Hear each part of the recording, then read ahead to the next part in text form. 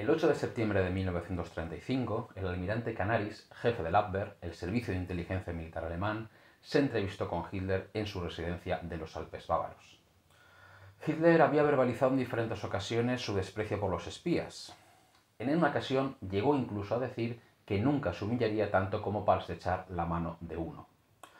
Pero Canaris era extremadamente inteligente y sabía cómo agradar al Führer.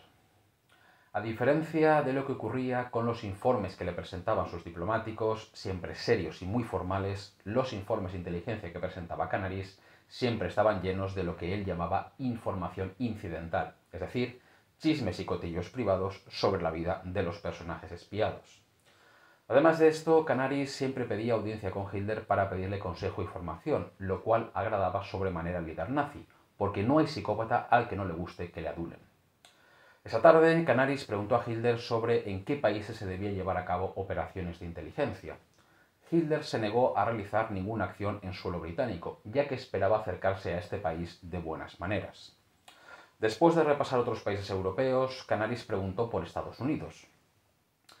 Hitler se encogió de hombros y dijo que no le importaba lo que pasara en este país tan lejano. Al no haber prohibido las actividades del Abwehr en suelo estadounidense, Hitler había dejado la vía libre para, sin saberlo, una de las operaciones de inteligencia más exitosas del servicio de inteligencia militar alemán. Bienvenidos a la historia jamás contada.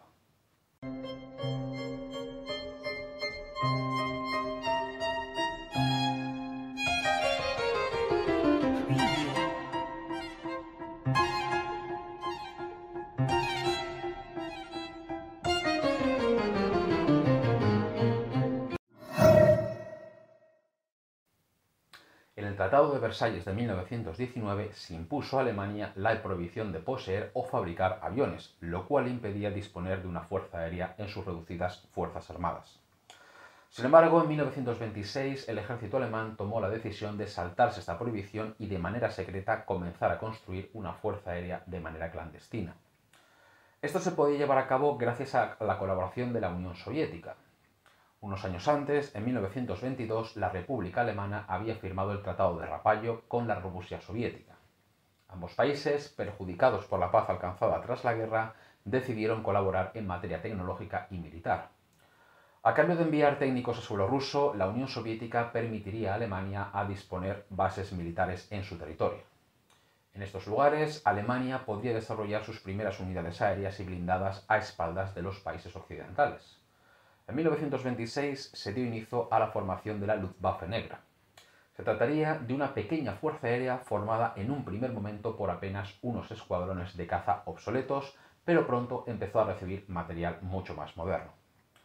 Para recuperar los años perdidos tras la guerra, Alemania se embarcó en la compra de tecnología en el extranjero. Motores de aviones, nuevos modelos de aeroplanos, nuevos combustibles, etc. El país con la mejor tecnología era ya en este momento Estados Unidos.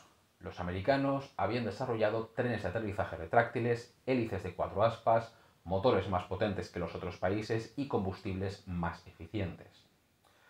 En un primer momento las compras fueron bien, pero enseguida aparecieron dos escollos: la falta de dinero para poder comprar todo lo que se quería y sobre todo las restricciones que imponía Estados Unidos a la venta de cierta tecnología, ya que era considerada de vital importancia militar, por lo que se prohibía exportarla a terceros países.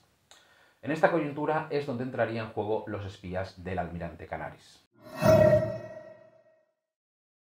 Wilhelm Canaris no tenía un especial interés en Estados Unidos. El almirante era, sin embargo, un gran profesional de la inteligencia, así que no dejó escapar la oportunidad que se le ofrecía. La Alemania de Hitler necesitaba rearmarse rápidamente y con la mejor tecnología posible, por lo que cualquier manera de conseguir esta tecnología era considerada aceptable. Ya en 1927, la Flugzentrale, la oficina encargada del desarrollo de la nueva Fuerza Aérea Alemana en la clandestinidad, le había pedido al Abwehr que emprendiera una operación de espionaje industrial en Estados Unidos. El 27 de marzo del 27 llegó al puerto de Hoboken, en Nueva Jersey, un hombre pálido, delgado y de aspecto ordinario. Según su pasaporte, este hombre, nacido en 1893, se llamaba Wilhelm Schneider, estaba casado y su profesión era la de afinador de pianos.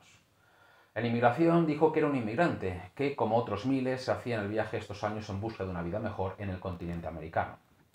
Rápidamente pasó los controles y se desvaneció entre la multitud. En el momento que entró en el país, Wilhelm Schneider también se esfumó. A partir de este momento comenzó a utilizar diferentes alias como Willy Maya, Willie Sexton o el más conocido William Lonkowski. Este misterioso hombre era mecánico de aviación al finalizar la Primera Guerra Mundial. Después del conflicto intentó cambiar de profesión, pero no lo logró, así que en 1922 volvió a las Fuerzas Armadas, donde acabó recalando en el servicio de inteligencia. En el 22 se encontró la misión de evaluar las fuerzas aéreas francesas. Su trabajo dejó tan impresionado a sus superiores que decidieron dejarlo en reserva a la espera de encontrarle una operación digna de sus cualidades. Y la oportunidad llegó en septiembre del 26, cuando se le ofreció la opción de realizar espionaje industrial en los Estados Unidos para lograr la tecnología de aviación de aquel país. Lonkowski aceptó inmediatamente, lo que dio inicio a la Operación Sexo. El nombre de la operación no tenía nada que ver con las actividades de la gente en Estados Unidos, sino que proviene de uno de sus alias, Willie Sexton, de ahí la Operación Sexo, sex en inglés. Lonkowski era un hombre trabajador. Le costó poco tiempo encontrar la manera de ir entrando en la industria de aviación norteamericana.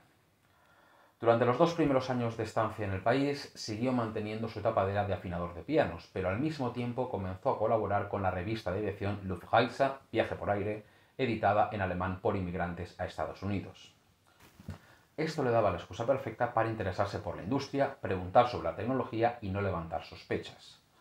En 1928 logró finalmente entrar a trabajar en Ireland Aircraft Corporation, en Long Island. Allí entró como mecánico de construcción de aviones, pero pronto comenzó a ascender dentro de la empresa, lo cual le dio la oportunidad de situar a sus propios agentes. Para 1932, Lonkowski había logrado crear una pequeña red de espías en diferentes empresas del sector. Para entonces, su mayor logro fue el de robar los planos de un caza de combate que era capaz de aterrizar en portaaviones y en el mar de la misma mesa de dibujo de la Curtiss Airplane and Motor Company. Lonkowski parecía un gran agente, pero sus superiores pronto perdieron interés por esta operación, por lo que durante un tiempo Sexo se convirtió en poco menos que un agente durmiente, aunque no estuvo ni mucho menos inactivo. Las cosas estaban poniendo interesantes en Estados Unidos. En el país americano había una gran cantidad de emigrantes alemanes.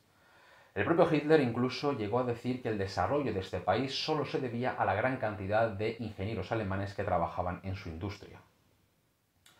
Fuera esto cierto o no, las autoridades nazis sí que se habían fijado en el potencial del país para sus actividades.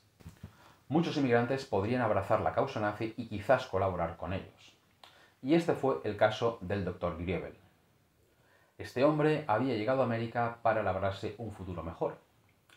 Durante la Primera Guerra Mundial había luchado como artillero del ejército imperial alemán en el frente italiano, donde resultó herido. En el hospital conoció a su futura mujer, una enfermera austríaca llamada María. Tras la guerra, ella pagó los estudios de medicina del Dr. Griebel, quien, tras de su decisión de emigrar, la siguió a Estados Unidos.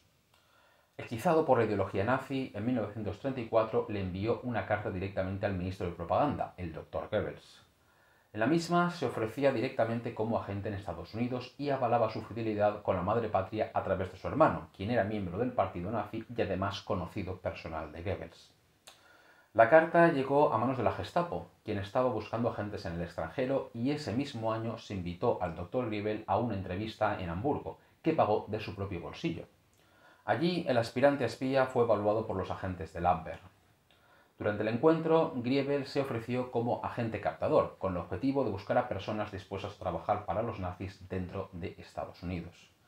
Y la entrevista dio ir bastante bien, porque en octubre de ese mismo año recibió una visita en su consulta médica de Nueva York. Una fría tarde de otoño, un hombre que se presentó ante el doctor diciendo que tenía un problema con una úlcera. Después de haber intercambiado las primeras palabras con el paciente, este se presentó. Era un viejo conocido del Dr. Griebel, un alemán al que había conocido en el verano de 1922 en Francia mientras realizaba una inspección de la Fuerza Aérea Francesa. Al Dr. Griebel le debió parecer que el mundo era un pañuelo porque tenía allí delante a Lonkowski, al agente Sexo. Y este reencuentro fue muy bien, porque rápidamente se pusieron a trabajar conjuntamente, creando un círculo de espionaje que pronto comenzó a crecer, incorporando cada vez más a militares estadounidenses y a civiles que trabajaban en la industria armamentística. Toda esta información se enviaba a Hamburgo a través de varios correos. Estos eran trabajadores de los barcos transatlánticos de dos compañías alemanas quienes los entregaban a los agentes del Abwehr en Hamburgo. Las informaciones del círculo Lonkowski-Griebel no tuvieron prioridad en el servicio de inteligencia alemán hasta 1935. A finales del 1934 entró en servicio en la oficina del Abwehr de Wilhelmshaven, el puerto militar más importante de Alemania, un hombre con el nombre en clave de Herr Doktor o Dr. Erdhoff. Este hombre había aparecido varias veces ya en los informes que el FBI realizaba sobre casos de espías alemanes descubiertos en Estados Unidos, pero nunca le pusieron cara. El 2 de enero de 1935, Herr Doktor recibió una llamada de teléfono desde Hamburgo, donde llegaban los documentos robados que se enviaban desde Estados Unidos. Se le preguntó si quería reunirse con unos amigos que le habían traído un regalo desde América. Se trataba de un camarero del transatlántico Bremen y un maquinista del Europe. El maquinista, muy verde en esto del espionaje, había traído únicamente unas revistas National Geographic, pero el camarero traía algo gordo, el primer envío del círculo Griebel-Lonkowski. En el paquete había un manual clasificado de la Marina Americana sobre la construcción de buques de guerra, y también se enviaba información personal sobre Friedrich T. Birchall, un molesto reportero que estaba en Berlín publicando todo tipo de reportajes sobre las barbaridades nazis. Se incluía, además, una muestra de teluro, un metal que se utilizaba para evitar la corrosión en los barcos de guerra. Y como guinda al pastel, había unas fotos de los planos de un avión experimental. El 5 de enero de 1935, el camarero del Bremen partía de nuevo hacia América con instrucciones claras e indicaciones de protocolos de seguridad para Griebel y Lonkowski. El 12 de enero, el agente Sexo se encontraba en la cervecería Hofbrauhaus en la calle 36 de Nueva York para su treff o encuentro con su enlace. Se daba comienzo a la segunda fase de la operación Sexo. Si te ha gustado el vídeo, dale a me gusta, suscríbete al canal y dale a la campanita para que te lleguen las notificaciones de las novedades. Y si además quieres que te cuente la historia en los lugares donde tuvieron lugar, puedes participar en mis visitas guiadas. Te dejo un link en la descripción con más información al respecto. Hasta la próxima.